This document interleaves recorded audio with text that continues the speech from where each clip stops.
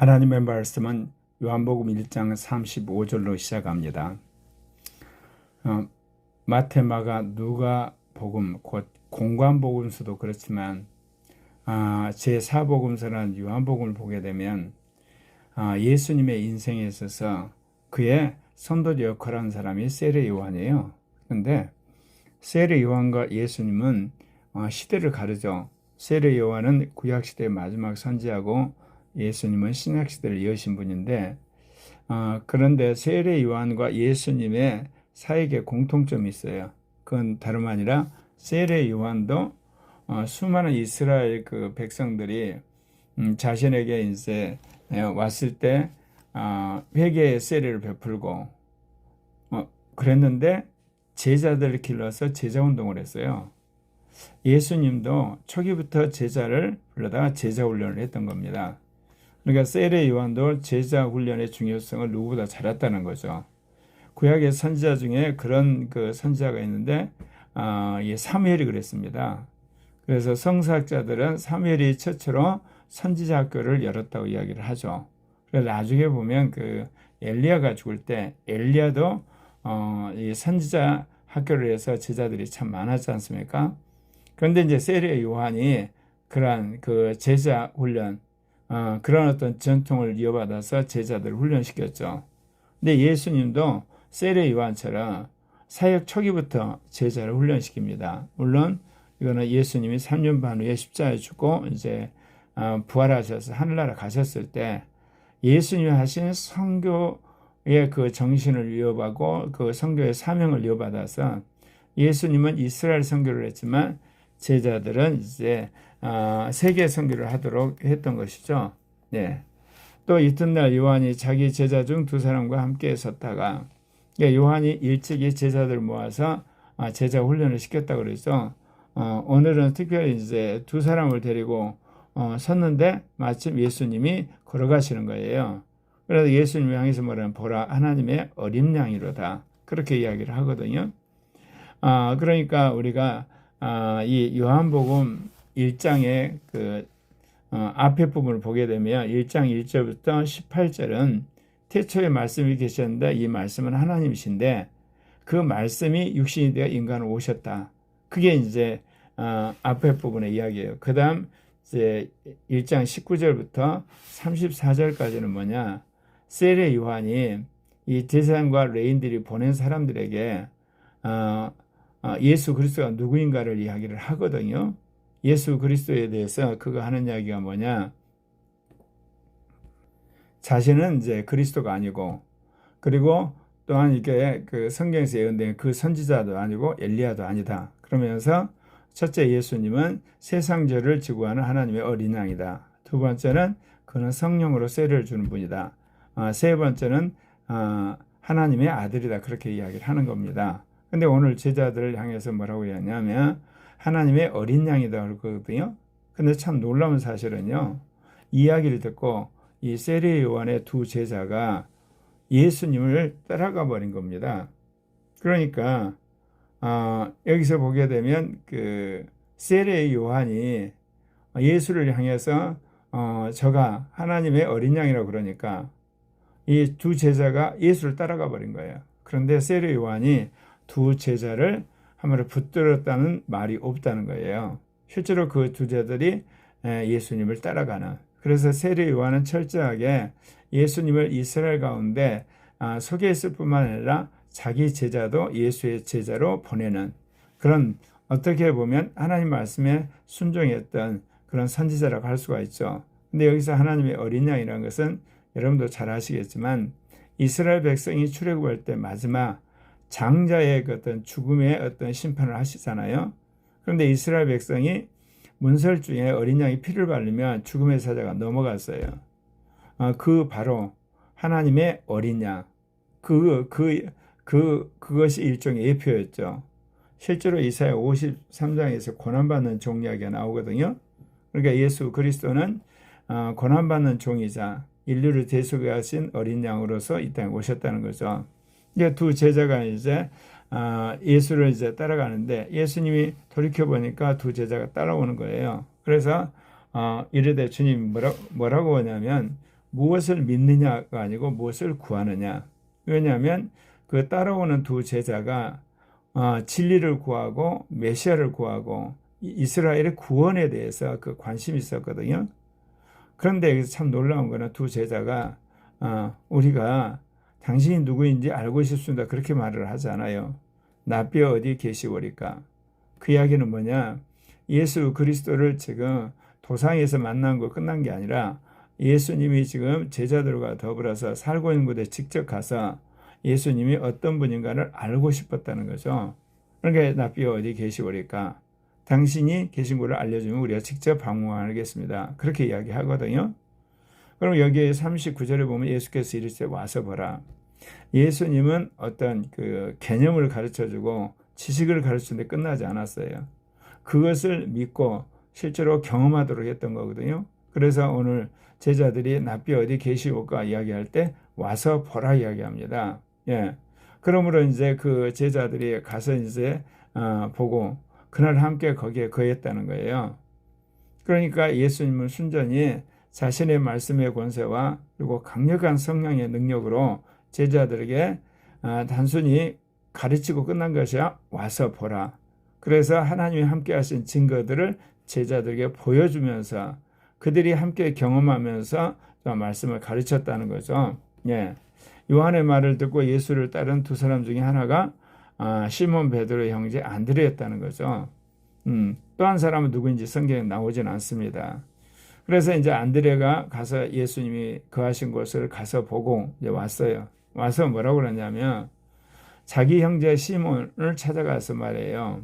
예, 시몬이 그 뒤에 나오는 그 말처럼 그가 이제 베드로인데 우리가 메시아를 만났다고 이야기하는 겁니다. 그러니까 어떻게 해서 이 안드레가 예수가 메시아라고 그가 단정을 지었는지 그 이유는 없어요. 그러나 그가 가서 예수 그리스도와 또한 그분의 제자들이 이제 머무는 곳에 딱 보고 나서 그가 이스라엘이 기다린 메시아라는 확신을 하게 된 겁니다.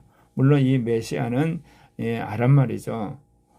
그거를 이제 헬라어 성경에서는 그리스도로 번역을 한 겁니다. 그러니까 우리가 그리스도를 만났다는 겁니다. 예. 그리고 이제 권면을 해서 베드로를 데리고 예수님한테 옵니다. 예수께 오니 예수님이 그를 버리시고 대번에 뭐라고 이야기하냐면 너가 요한의 아들 시몬이니 장차 개발하리라.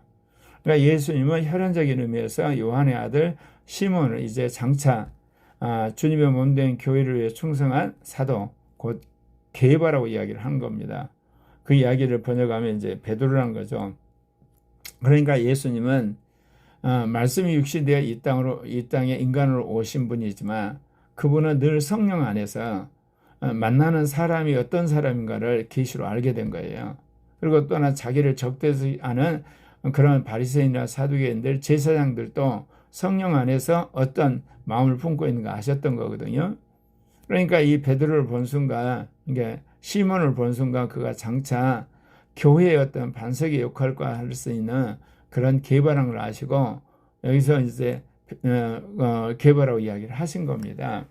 예, 그리고 또 이튿날 예수께서 갈릴리로 나가려 하다가 이제 빌립을 만났어요. 그런데 예수님이 단도직입적으로 빌립한테 나를 따르라 그럽니다.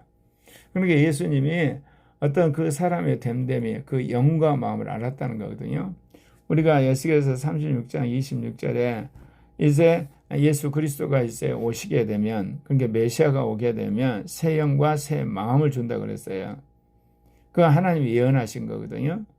그래서 그리고 이제 우리에게 하나님의 영을 주어서 우리의 마음을 부드럽게 하고, 그래서 이제 하나님의 율례를 행하게 하신다 그랬는데 예수 그리스도가 우리의 부으신 성령은 하나님이시기 때문에 우리가 그런 부분에 대해 사모하고 또한 그걸 믿게 되면 우리 안에 성령이 역사하셔서 사람의 영과 마음을 읽는 그런 은사를 주시는 거죠. 그렇기 때문에 비록 겉으로 드러난 그 사람의 말이나 행동을 뛰어넘어서 그 사람 안에 있는 영과 마음을 읽게 되는 거예요. 제3의 교회 사역에서 가장 중요한 것이 뭐냐? 성령으로 돌아가랍니다. 그래서 예수 그리스도의 복음을 믿은 사람들은 모두가 성령 세례를 받을 수 있고 받아야 됩니다. 뿐만 아니라 이제 성령이 우리 안에 오시면 주님이 들어오시거든요. 주님이 내주하시는데 내주한 주님이 우리 영한테 당신의 영을 흘러보내요. 그를 예수의 영이라 하는데 다른 말로는 또 그 영이라 그럽니다. 그래서 그 영이 우리 안에 들어오시게 되면 내 영한테 말할 뿐만 아니라 상대방의 어떤 영과 마음까지도 성령이 알게 하시는 겁니다. 예수님이 바로 그러신 거거든요. 성령 안에서 아버지가 예수 그리스도에게 요한의 아들 시몬이 어떤 존재인가를 이미 알게 하신 거죠. 그러니까 내가 개발하리라 그렇게 이야기를 하는 겁니다.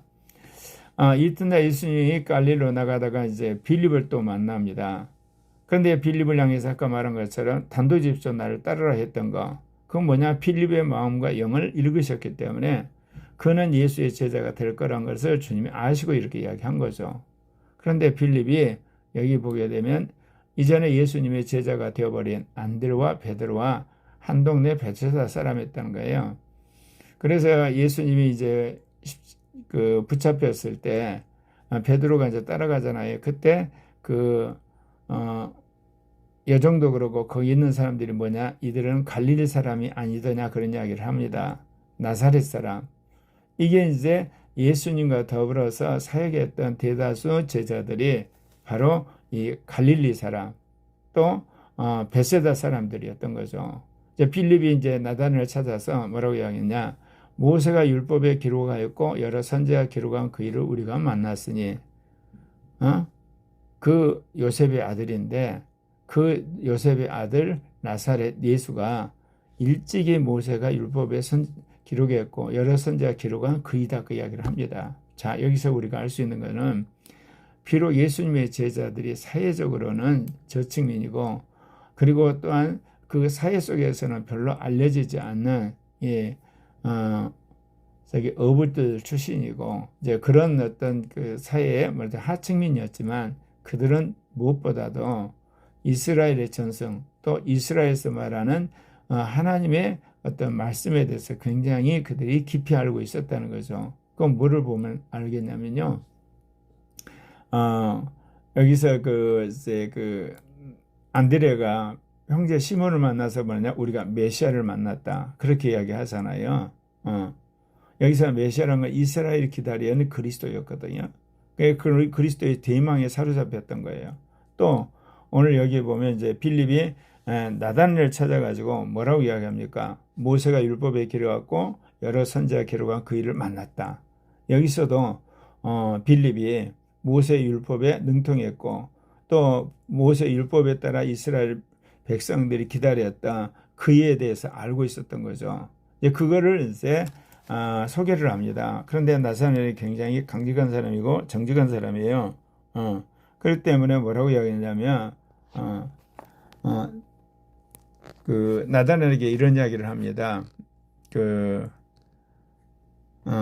나사렛에서 무슨 선한 것이 나겠느냐?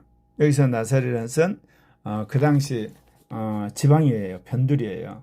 변두리에서 무슨 인물이 나겠냐 이런 이야기죠. 빌립이 뭐라고 이야기냐? 와서 보라고 그래요. 자, 예수님도 빌립을 말라서 나를 따르라 그랬죠. 그러니까 빌립도 와서 봐봐. 그 이야기 하는 겁니다. 말이 필요 없다 그 이야기입니다.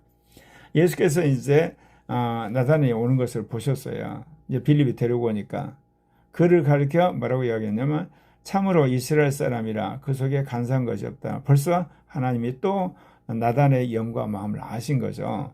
그래서 말하기를 간사한 것이 없다. 솔직하다는 거죠. 그리고 자기가 깨달은 그대로 이게 이야기를 해버리는. 이게 나사렛에서 무슨 선한 것이 나겠냐. 이스라엘 변두리에서 시대적 인물이 나겠냐 그런 이야기죠. 어떻게 그런 변두리 해가지고 모세가 율법에 기록했고 선지자 기록한 그런 사람이 나겠냐 이야기를 했던 거죠. 그러니까 나다나엘이 그 이야기를 딱 한순간 예수님 이야기 어떻게 나를 아시나이까 그 이야기를 해요. 이게 나다나엘도 정말 예민한 사람이죠. 벌써 예수님이 자기 자신을 간파했던 걸 아는 거예요. 그러니까 예수님이 뭐라고 했냐? 빌립아 너를 부르기 전에 내가 무화과나무 있는 것을 봐노라. 예수님이 빌립이 무화과나무에 있다는 것을 또 성령 안에서 꿰뚫어 보셔서 이야기를 하는 거야. 그러니까 나단이 즐거버려 버린 겁니다. 분명히 그가 이제 빌립에게 소개를 받을 때 모세가 율법에 기록했고 여러 선지자가 기록한 그 일을 우리가 만났다 할 때는 그가 코방구도 안 느꼈죠. 무슨 소리야, 나사렛에서 그런 변두리에서 그런 무슨 선한 것이 낫겠어, 인물이 나겠어. 그랬는데 예수님이 와서 하시는 이야기를 듣고 깜짝 놀라서 그거 뭐라고 이야기합니까? 나비여 당신은 하나님의 아들이시오 당신은 이스라엘 임금이로소이다. 그러니까 나다가 예수님에 관한 어떤 고정관념이 깨진 순간 예수님을 향해서 하나님의 아들이시오 이스라엘 임금이라고 이야기합니다. 자, 우리가 이제 오늘 여기서 보게 되면 세례 요한이 예수님을 향해서 뭐라고 이야기합니까? 하나님의 어린 양이라고 이야기를 합니다. 그리고 또 예수님을 만났던 그 안드레가 예수님을 향해서 뭐라고 우리가 메시아를 만났다 그런 이야기를 하죠. 그리고 나중에 이제 빌립이 나다나엘을 찾아가서 뭐라고 그래요? 모세가 율법에 기록하고 여러 선지자가 기록한 그 일을 만났다 그러죠. 나중에 나다나엘이 결론적인 이야기를 해버립니다. 하나님의 아들이시오 이스라엘 임금이로소이다. 그러니까 예수님은 제자들을 이제 모집을 하는 중인데 그 제자들과의 만남 속에서 제자들의 입을 통해서 더 먼저는 세례 요한을 통해서 예수님이 어떤 분인가를 고백하게 만드신 분이었다는 거죠. 자기 스스로 내가 어떤 사람이라 말하기 전에. 그래서 복음서를 보게 되면 놀랍게도 예수님이 자기 입으로 자신이 메시아라고 말하지 않습니다. 사람들이 말할 때 예수님이 내가 바로 그러다. 너가 옳은 말을 했다. 그렇게 해서 자신의 정체를 간접적으로 말씀하셨거든요. 나다나엘이 대답하되 나비여 당신은 하나님의 아들이시오 당신은 이스라엘 임금이로소이다. 예수께서 대답하여 이르되 내가 너를 무화과 나무 아래에 있는 것을 보았다 하므로 나를 믿느냐. 내가 너 무화과 나무에 있는 것을 내가 꿰뚫어 봤다고 너가 이제 한마디로 깜짝 놀라서 나를 하나님의 아들이라고 이스라엘 임금이라고 그러는데 더 큰 일을 보겠다. 그건 뭐냐면 진실로 진실로 너희에게 이르노니 하늘이 열리고 하나님의 천사들이 인자에 오르락 내려간다. 이 오르락 내려간다 하는 모티브가 어디에 나오냐면 야곱이 그가 이제 창세기 28장에 보게 되면 그 형 에사우한테 쫓겨서 외갓집에 가다가 잠을 들어요. 그때 꿈에 그 사다리가 있는데 그 사다리를 천사가 오르락 내려가는 그런 꿈을 꾸게 됩니다. 그 모티브를 예수님이 이용을 해서 자신이 일종의 야곱의 사다리란 거죠. 아버지에게 가는 사다리. 거기에 이제 천사들이 이제 심부름을 하는 것을 이야기를 하면서 자신이 하나님의 이르는 어떤 야곱의 사다리 같은 존재라는 것을 그들에게 이제 피력을 하는 겁니다. 자, 오늘 말씀을 보게 되면 예수님이 사역 초기부터 제자들을 부르는데 그 제자들의 입을 통해서 예수 그리스도가 누구인가를 알게 했다는 거예요. 세례 요한은 세상 죄를 지고 가는 하나님의 아들, 어린 양, 하나님의 어린 양이라고 그랬고, 또 여기 보면 그 안드레는 베드로한테 메시아를 만났다 그랬고, 그리고 이제 빌립은 모세가 기록하고 여러 선지자가 기록한 그이라고 그랬어요. 근데 나다나엘 뭐라고 합니까? 하나님의 아들이시오 당신은 이스라엘 임금이로소이다. 그랬을 때 예수님 마지막 자신 위에 천사가 오르락 내려간다. 곧 하나님 아버지에게로 인도하는 징검다리 역할, 사다리 역할을 예수님이 하신다는 것을 우리에게 가르쳐 주십니다. 사랑하는 형제 자매 여러분, 여러분들이 예수 그리스도를 정말 사랑하고 그리스도의 몸된 교회를 사랑하신다면 여러분이 하나님 말씀대로 살 뿐만 아니라 여러분 또한 제자를 택해서 하나님 말씀대로 살도록 제자를 키워야 되는 겁니다. 이게 창세기 계시록까지 정말 하나님을 사랑했던 종들이 하는 방식이 뭐냐? 자신이 믿는 그 신앙을 물려줄 한마디로 아들, 딸, 이제 세대복음화죠. 또 그 복음을 그대로 전해줄 제자훈련, 제자화 이것을 계속했기 때문에 오늘날 2000년 동안 이 복음이 5대양 6대제에 퍼질 수 있었던 겁니다. 이제는 적극적인 의미에서 제3의 교회는 목사가 목사를 키우는 목사제자훈련, 목사가 평신도를 키우는 평신도 제자훈련, 제자가 제자를 키우는 그런 어떤 현장의 제자 훈련. 그래서 모든 사람들이 이제 먼저 믿은 사람들의 행실과 능력과 말과 그 어떤 영적인 교통 가운데서 자신도 그렇게 제자로서 이제 몰입을 해서 그렇게 이제 배우고 또 그렇게 살고 그리고 보여주고 그리고 제자 훈련하는, 그래서 제자가 제자를 키우고 제자가 제자를 키우는 그런 어떤 영적인 운동이 가게 되면 몇 세대 안 가서 예수 그리스도께서 재림하게 될 것입니다. 기도하십시다.